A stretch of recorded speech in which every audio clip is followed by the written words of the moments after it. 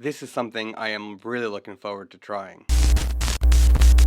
Hey, this is Scott Weidenkivowitz, a storyteller with a camera talking about all the things photographers like you and I are thinking about. In this video, we're going to be talking about the DJI Osmo Mobile 2. In this box, this sort of styrofoam, well, it's styrofoam, but it's like a denser styrofoam. It's the case for the DJI Osmo Mobile 2. Inside of here are two things.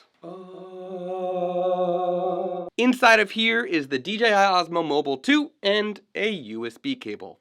That's all that comes with this, as does a manual. The first thing I did when I picked this up was I charged it, because there's a plug to charge it. You just plug it into USB and then you let it charge, and there's a bunch of little lights that blink and tell you when it's charged. So I did already open this up and I did do some testing, but I want to show you how cool this thing is, and I plan on doing a bunch of videos showing what this baby can do. The first thing you want to do is actually put it in the phone. Now, DJI recommends to put it in the phone with the plug side towards this pivot point right here.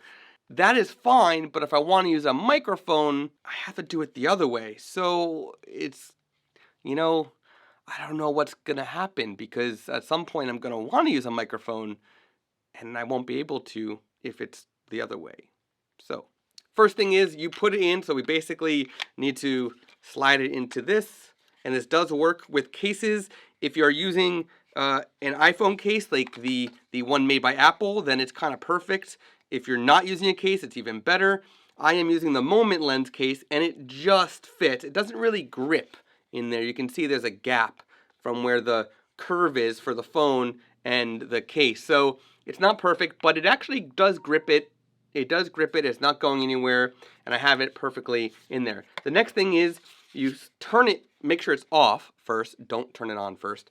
And you actually need to hold it like this, horizontally, and get the balance correct. You can see it's almost perfectly balanced. I need to do a little bit of adjustment to make sure it is balanced enough.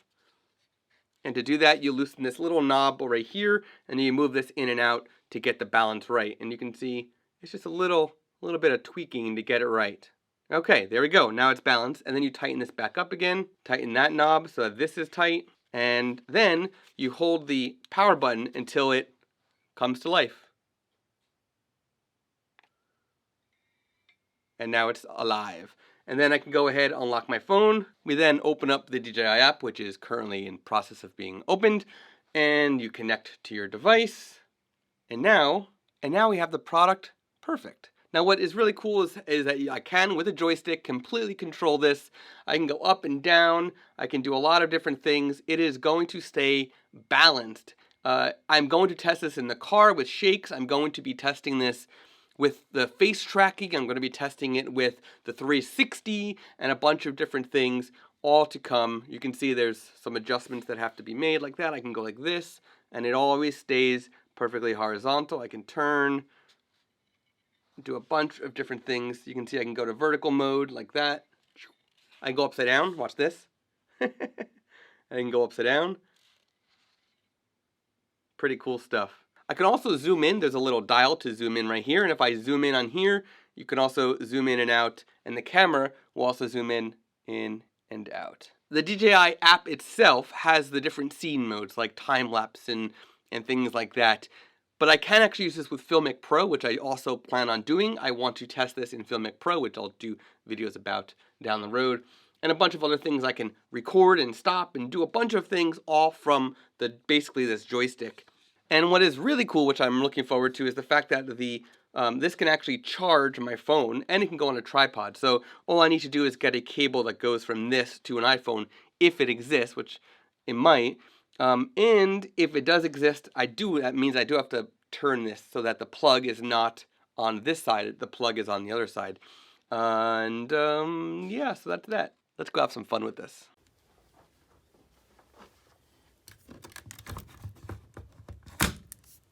So right now I am actually testing the sort of the motion tracking, the object tracking that's part of this Osmo Mobile 2, where I can actually walk around and let it track me. Now, this will be better when I have a wide lens. This will be better when I have somebody else that can actually tap on my face instead of me having to use a mirror and then tap on my face.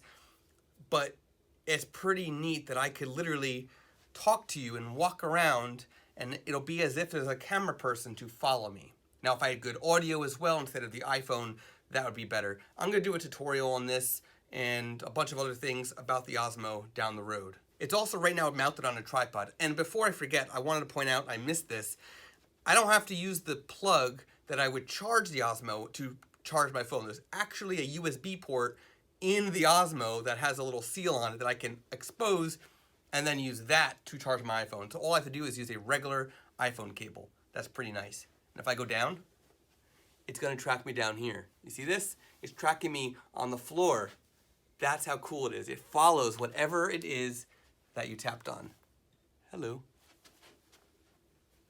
I love it. I love how easy that is to do. That is a really nice thing.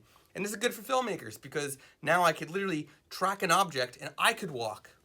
And the angle of view for the object I'm filming would change, but I'm always focused on that object, which is a really nice thing. And if I turn my head and then I come back, it's going to follow me again. Turn my head, move, come back, it's gonna follow me again.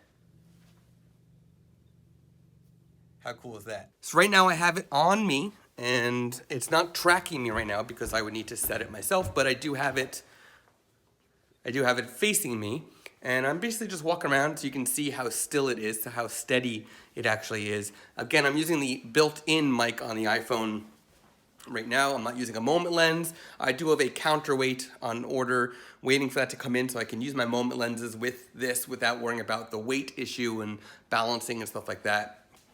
And you can see I'm just walking around and it's keeping it fairly steady, even with me tilting it. Now, it's not really intended to be used as sort of the selfie style, vlogging style. It's intended to be facing outwards, but you can see that it can be used like this, and it does keep it fairly steady as well.